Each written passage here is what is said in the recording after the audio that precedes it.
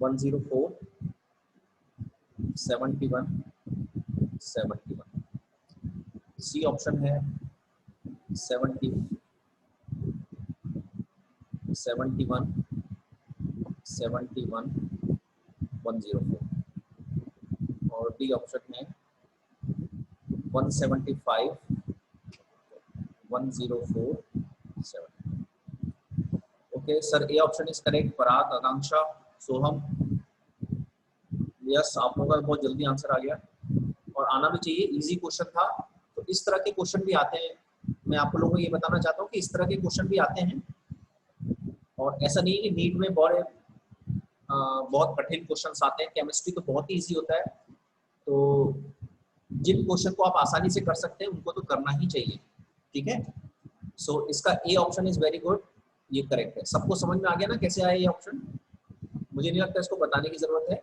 ये तो number of protons हो गए और यही नंबर ऑफ इलेक्ट्रॉन, क्योंकि न्यूट्रल एटम है तो इलेक्ट्रॉन और प्रोटॉन आपस में बराबर होंगे। 175 में से 71 को माइनस कर देंगे, 175 में से 71 को माइनस कर देंगे तो 104 नंबर ऑफ न्यूट्रॉन निकल जाएंगे। Okay, so let me take another question. Let me take another question.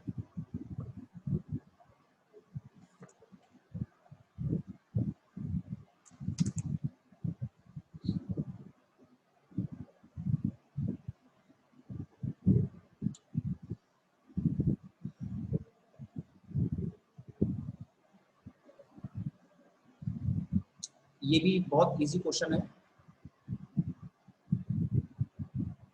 Rutherford experiment used for establishing that nucleus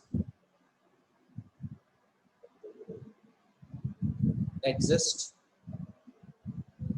in atom.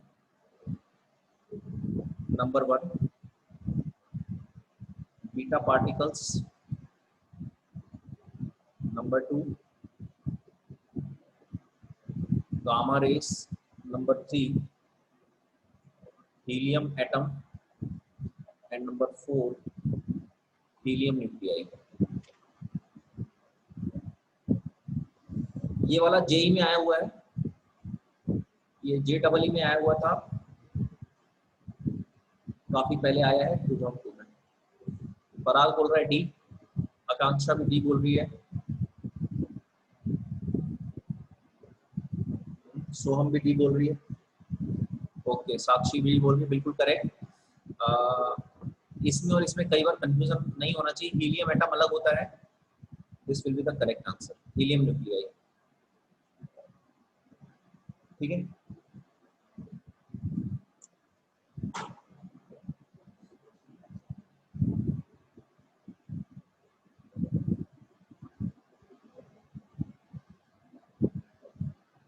एक क्वेश्चन और करते हैं।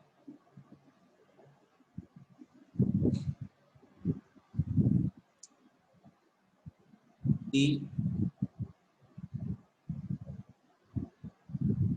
nucleus of an atom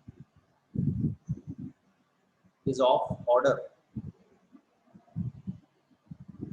पहला ऑप्शन है 10 to power minus 10 सेंटीमीटर, दूसरा option है 10 to power minus 13 centimetre, तीसरा option है 10 to power minus 15 सेंटीमीटर और चौथा ऑप्शन है 10 to power minus 8 centimetre. Vidhi अपने को आंसर कौन सा देना है? हाँ, ऑप्शन बताना है। ये काफी पहले आया था, ये काफी पहले आया, जेई में आया हुआ है, लेकिन काफी पहले 85 में आया हुआ है। ए विधि बोल रही है सी, विधि बोल रही है सी, और बाकी लोग क्यों नहीं बोल रहे हैं? अरमान ए, सांची सी, पराग सी।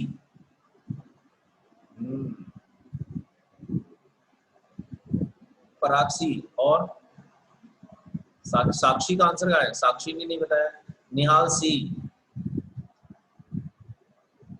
ओके, तो देखो यहाँ पे गड़बड़ियां होती है, ठीक है, इसको अच्छे समझ लेना।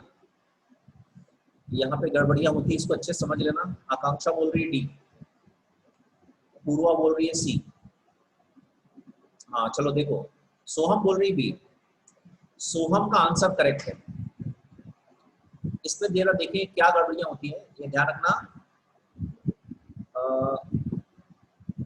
साइज ऑफ एटम मतलब उसकी रेडियस, ये होती है 10 टू पावर माइनस 10 मीटर। इसी को अपन कहते हैं 1 एंगस्ट्रॉम। और अगर इसको सेंटीमीटर में बदलेंगे, तो मीटर को सेंटीमीटर में बदलेंगे तो 10 टू पावर माइनस 8 सेंटीमीटर। ठीक है, ये एटम के बारे में। और साइज ऑफ न्यूक्लियाई यानी रेडियस, ये होती है 10 टू पावर माइनस 15 मीटर होती है। इसको फर्मी कहा जाता है, इसको फर्मी कहा जाता है। एफएम से शुरू करते हैं, एफएम मतलब फर्मी। और अगर इसको सेंटीमीटर में बदलेंगे तो 100 का मल्टीप्लाई करना पड़ेगा, तो 10 टू पावर माइनस 3 सेंटीमीटर आएगा। इट मींस इसका बी आंसर करेक्ट होगा। कई लोग केवल इसको याद रखते हैं, उससे ये आंसर लिख देते हैं डायरेक्टली।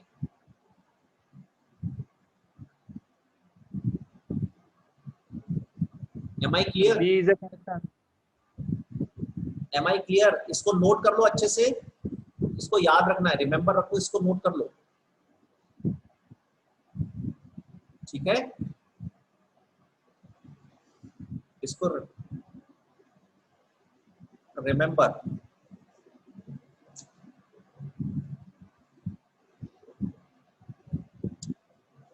ओके,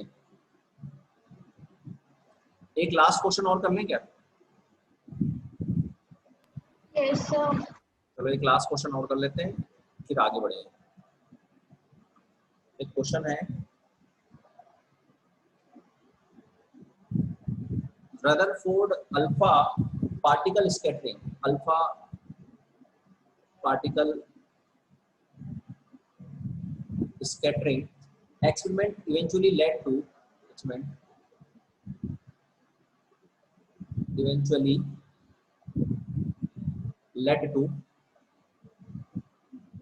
नोट नहीं किया क्या अरमान? जल्दी से नोट करो, क्या नोट करना है?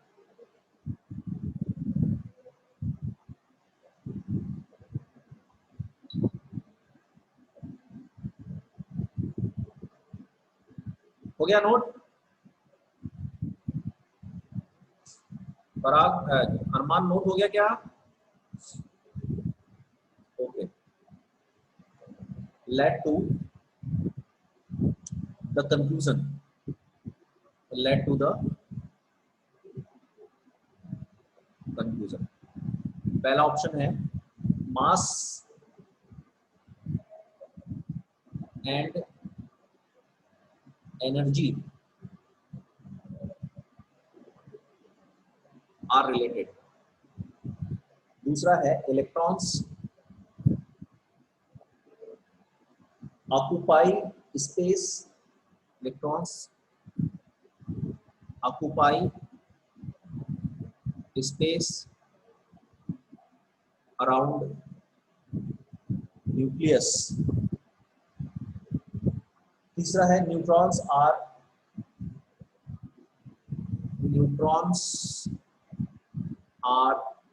buried deep into the nucleus। और फोर्थ ऑप्शन है point of impact,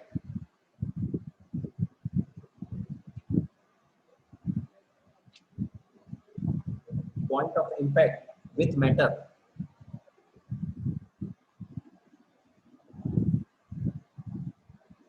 can be calculated precisely। ये जो क्वेश्चन है जेई 86 में आया है।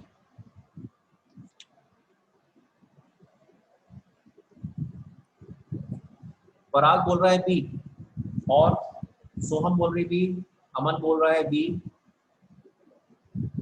और विधि द्विवेदी बोल रही है, Akanksha B. Yes, you all are correct. B is the correct answer. Okay, ठीक है, अभिनव का भी आंसर सही है। Okay, so we move on to the next topic. आज हमको क्या पढ़ना है? आज हमको फोटो इलेक्ट्रिक इफेक्ट पढ़ना है, याद है कि नहीं? ठीक है, आज हम लोग, विधि बोल रही है और क्वेश्चन करवाई ना। विधि अभी जितना जितना अपना सिलेबस हुआ है, मतलब स्ट्रक्चर ऑफ एटम में जितना अपना हो गया है, उस पे बेस्ड जितने क्वेश्चन थे वो मैंने करवा दिया। अभी थोड़ा आगे बढ़ेंगे तो उस क्वेश्चन, नंबर ऑफ क्वेश्चन और बढ़ जाएंगे, तो फिर करवा देंगे। ठीक है, अभी और क्वेश्चन आएंगे। तो नेक्स्ट हम चलते हैं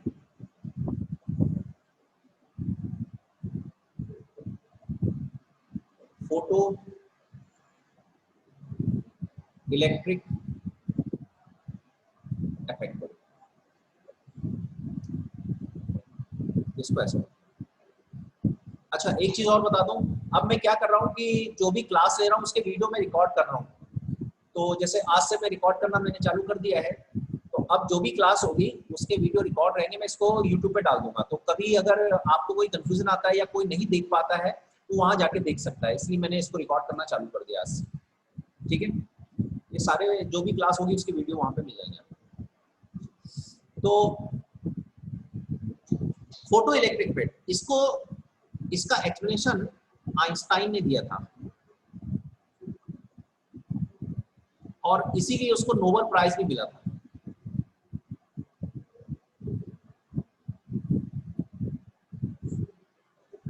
तो बहुत ही इंपॉर्टेंट ये है। ये क्या कहता है, इसकी डेफिनेशन, सब लोग कॉपी में डेफिनेशन लिखते जाओ, इसकी डेफिनेशन लिख लो पहले, फिर मैं समझाता हूँ। When a beam of light, sorry light की जगह उसमें इलेक्ट्रोमैग्नेटिक स्पेक्ट्रम बोला। When a beam of electromagnetic radiation strikes a metal surface, strikes a metal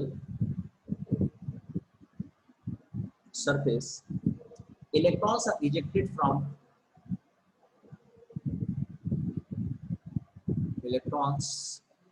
are ejected from that surface. This is called photoelectric effect. ये definition, इसको आप लोग लिख लो जल्दी से, फिर मैं समझाता हूँ। लिख लिया क्या?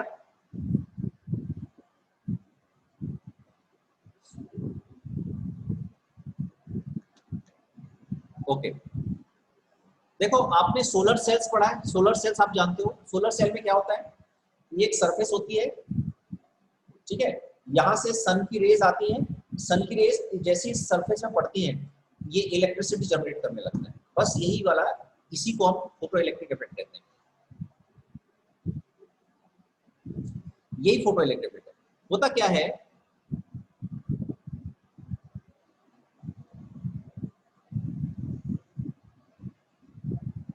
ये क्या है, ये मेटल सरफेस है। आपको पता है मेटल में फ्री इलेक्ट्रॉन्स होते हैं। फ्री इलेक्ट्रॉन्स का क्या मतलब है? मेटल में फ्री इलेक्ट्रॉन्स होते हैं, उसका क्या मतलब है? फ्री इलेक्ट्रॉन्स का मतलब है वो बाउंडेड नहीं होते, वो फ्रीली कहीं भी घूमने के लिए कहीं भी घूमते रहते हैं। उतनी एनर्जी होती है कि वो बाहर निकल जाते हैं न्यूक्लियस के अट्रैक्शन से, तो फ्री इलेक्ट्रॉन्स होते हैं। तो यहाँ पर इस मेटल में large number of free electrons होते हैं।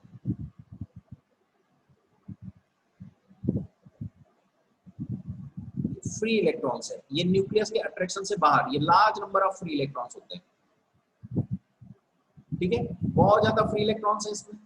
मेटल का मतलब है जिसमें बहुत ज्यादा फ्री इलेक्ट्रॉन, नॉन मेटल मतलब फ्री इलेक्ट्रॉन बिल्कुल नहीं होते हैं। तो इसी फ्री इलेक्ट्रॉन के कारण मेटल में करंट फ्लो होती है। अब होता क्या है कि अगर हम इस पर बाहर से इलेक्ट्रोमैग्नेटिक रेडिएशन को इंसिडेंट करें,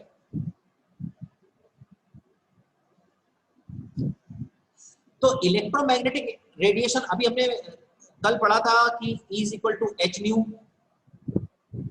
प्लांक ने ये बोला था कि पार्टिकल से मिलकर बना है।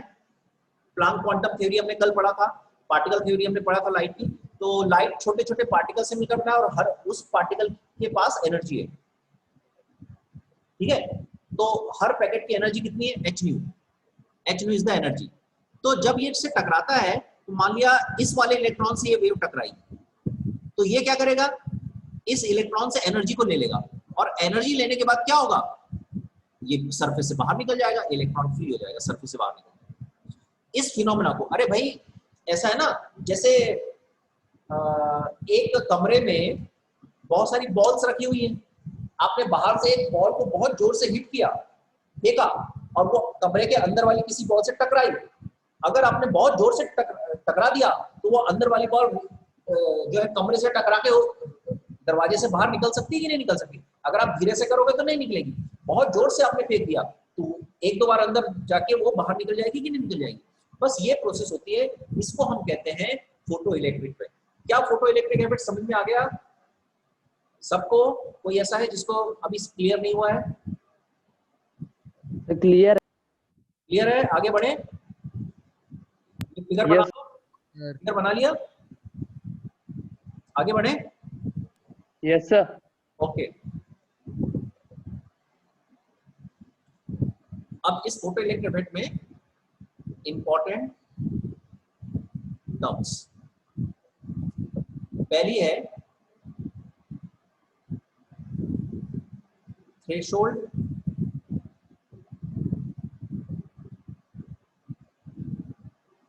फ्रीक्वेंसी। इसको हम न्यू नॉट से शो करेंगे। ठीक है, अब जैसे देखो यहाँ पे मेटल सरफेस है, ठीक है, अब यहाँ कोई इलेक्ट्रॉन है, अब ये इस सरफेस के अंदर घूम रहा है। इसको इजेक्ट होने के लिए कितनी एनर्जी की जरूरत है? 2 जूल की जरूरत है। अगर आप इसको 2 जूल दोगे तो बाहर निकल जाएगा, 2 जूल से कम दोगे तो नहीं निकलेगा। तो आपके पास ये जो रेडिएशन यहाँ से आ रहे हैं h², ये 2 जूल, क्या ये रेडिएशन की मिनिमम एनर्जी होनी चाहिए? 2 जूल से कम पे निकलेंगे क्या इलेक्ट्रॉन? क्योंकि निकलने के लिए 2 जूल की जरूरत है। ये वाली बात समझ में आ गई क्या? 2 जूल से कम पे नहीं निकलेंगे। तो 2 जूल के लिए जो फ्रीक्वेंसी की रिक्वायरमेंट होगी, इसको हम न्यू नॉट कहेंगे, और इसको कहेंगे थ्रेशोल्ड फ्रीक्वेंसी।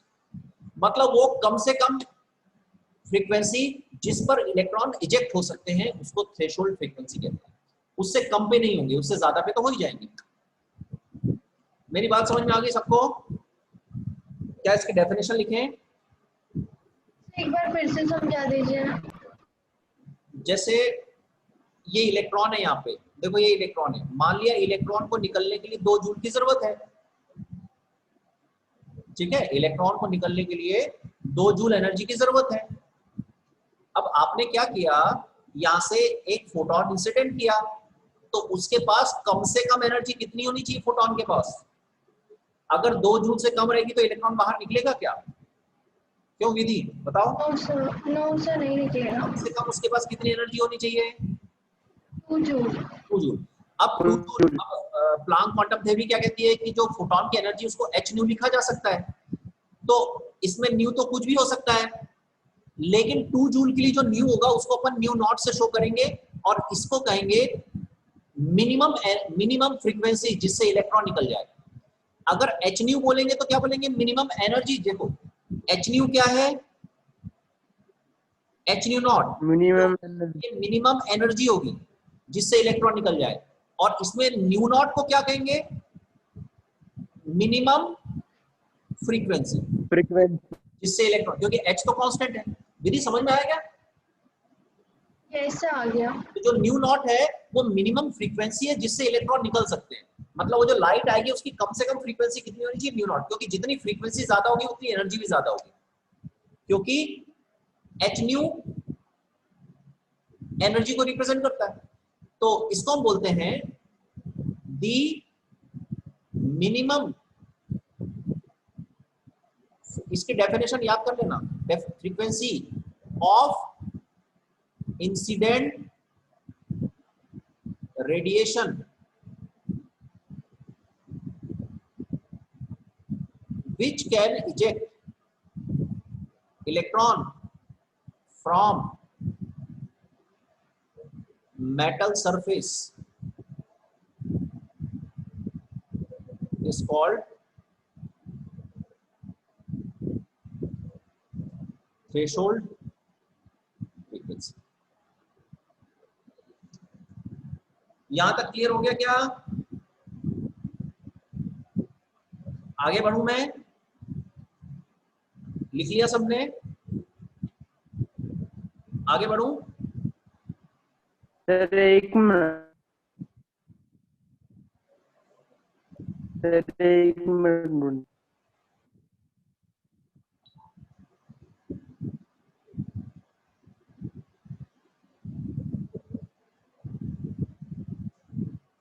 हो गया? Yes sir. Yes sir. जो सेकंड डेफिनेशन को पढ़ना है वो है वर्क फंक्शन।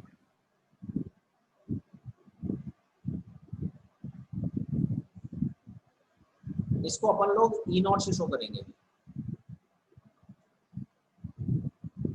दी मिनिमम एनर्जी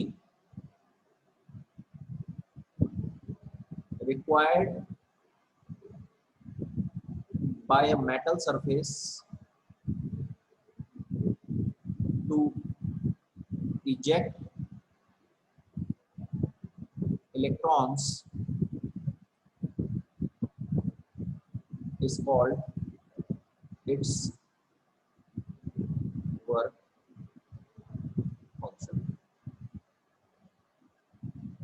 क्या बोला हमने? देखो यहाँ पे जरा ध्यान से देखो, हमने बोला था इस मेटल सरफेस से इलेक्ट्रॉन को निकालने के लिए कम से कम कितनी एनर्जी की जरूरत है, बताओ? क्या माना है हमने? 2 जूल।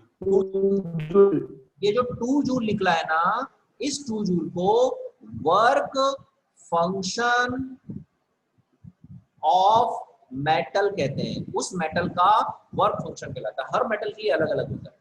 तो किसी मेटल से इलेक्ट्रॉन निकालने के लिए कम से कम कितनी चाहिए, इससे ज्यादा होगी तो बहुत अच्छी बात है, लेकिन कम से कम कितनी चाहिए उसको, उसका क्या कहते हैं, वर्क फंक्शन। हाँ, तो और इसका फॉर्मूला क्या होता है? वर्क फंक्शन का फॉर्मूला क्या होता है? H new not.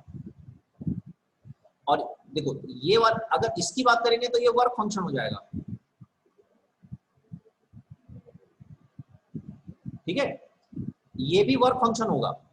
लेकिन अगर केवल इतने की बात करेंगे, केवल इतने की बात करेंगे तो ये थ्रेशोल्ड फ्रीक्वेंसी हो जाएगी।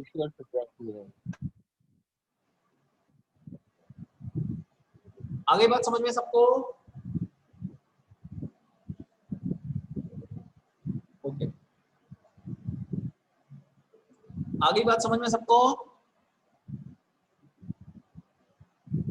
चलो आगे बढ़े क्या? Yes sir.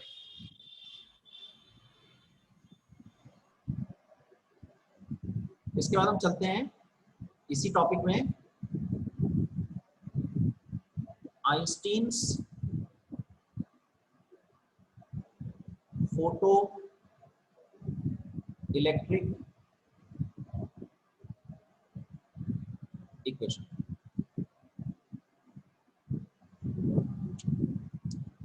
इसको जरा समझ लें ना, अच्छे से समझना है इसको।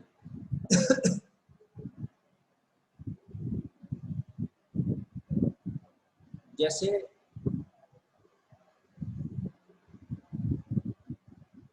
ये क्या है, ये है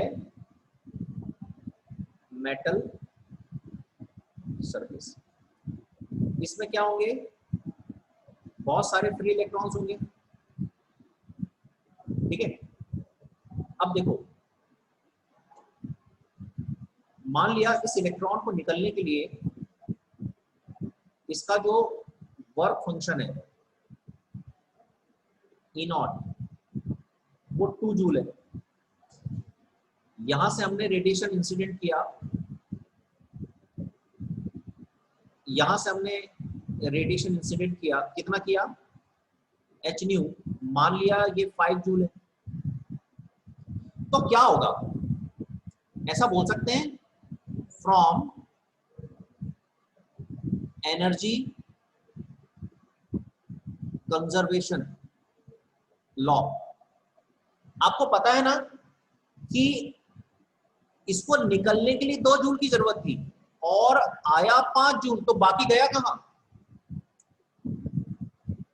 भाई। एक बॉल रखी है, देखो ये एक बॉल रखी है, इस बॉल को अगर मुझे यहां से हटाना है तो 2 जूल की जरूरत है। मैंने 5 जूल से एक बॉल फेंक दिया, तो बाकी एनर्जी जाएगी कहां, 2 जूल से तो ये हट जाएगी, बाकी एनर्जी जाएगी कहां। क्या बाकी एनर्जी इस बॉल की काइनेटिक एनर्जी में चली जाएगी कि नहीं। हाँ, मेटल हीट तो होगा काफी समय तक, लेकिन इलेक्ट्रॉन पे जैसी एनर्जी आएगी वो इलेक्ट्रॉन काइनेटिक एनर्जी से बाहर निकल जाएगा कि नहीं निकल जाएगा। Yes sir. Yes sir. है ना, जैसे यानी ये बोलना चाह रहे हैं कि जैसे यहाँ पे एक बॉल रखी है, इसको ये यहाँ पे रखा हुआ है, मान लिया प्लेट में रखा हुआ है, इसको निकलने के लिए कितनी एनर्जी की जरूरत है, 2 जूल, और आपने यहाँ से एक बॉल लिया, उसको 5 जूल एनर्जी से भेज दिया, तो 2 जूल के कारण तो ये निकल जाएगी, जो बाकी 3 जूल होगी क्या वो उसकी काइनेटिक एनर्जी में जाएगी कि नहीं जाएगी। Yes sir. Yes sir. Energy conservation से हम कह सकते हैं कि आपने फेंका कितना, h न्यू आपने फेंका, वो किस में गया, E नॉट। अच्छा, ये इस E नॉट को अपन ऐसा लिखते हैं ना, h न्यू नॉट, इतना भाग तो किस में चले गया, 5 में से 2 इसमें चले गया, इलेक्ट्रॉन को बाहर निकालने में। जो बचा वो किस में जाएगा, वो काइनेटिक एनर्जी ऑफ इलेक्ट्रॉन में जाएगा कि नहीं जाएगा, बताओ। ये एनर्जी कंजर्वेशन से कह सकते हैं, मतलब 3, देखो 5 जूल यहाँ भेजा था, 2 जूल यहाँ पर है, तो 3 जूल यहाँ पे होगा। ये वाली बात समझ में आ गई, समझ में आ गई क्या। मेरे को दोबारा बता दो ये चीज।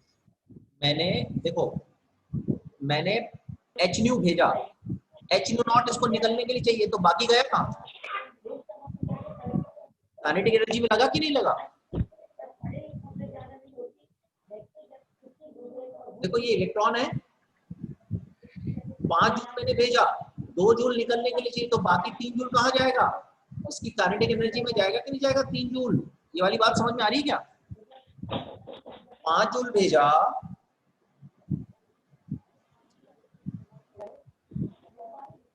2 जूल निकलने के लिए चाहिए, तो 3 जूल कहाँ जाएगा, काइनेटिक एनर्जी जाएगा। आई बात समझ में क्या।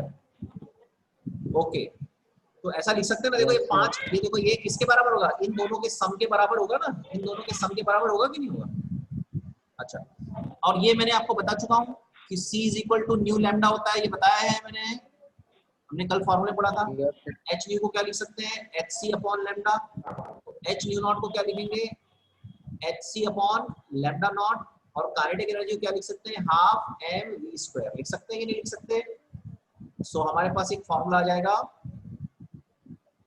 half mv² is equal to hc upon lambda minus hc upon lambda naught, so it will become half mv² is equal to hc को बाहर ले लेंगे तो 1 upon lambda minus 1 upon lambda naught. This equation is called Einstein's photoelectric equation.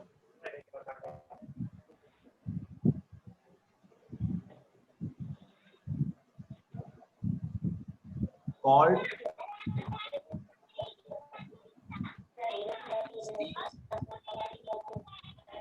photoelectric equation.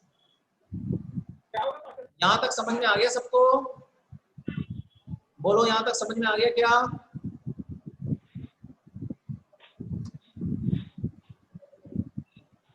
बोलो यहाँ तक समझ में आ गया सबको क्या? Yes sir. ओके अच्छा, ये मैं रिकॉर्ड कर रहा हूँ, जिसको भी देखना है यूट्यूब में जाके वीडियो ये देख सकता है, ठीक है? जिसको एक बार और समझना है या जो नहीं आया है उसको आप बता सकते हैं, ठीक है? यहाँ तक समझ में आ गया सबको? आगे बढ़ूं तो अपना ये फोटो इलेक्ट्रिक, ओके अब अपन चलने वाले हैं सेकेंड एटॉमिक स्पेक्ट्रा पर अपना टाइम होने वाला है, तो मुझे जल्दी से उन लोगों के नाम बताओ जो आज नहीं आए।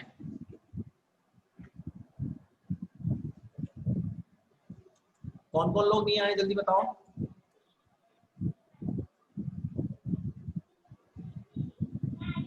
नाम बताओ ना जरा। हाँ आज हो जाएगी अपलोड, आज अपलोड हो जाएगी।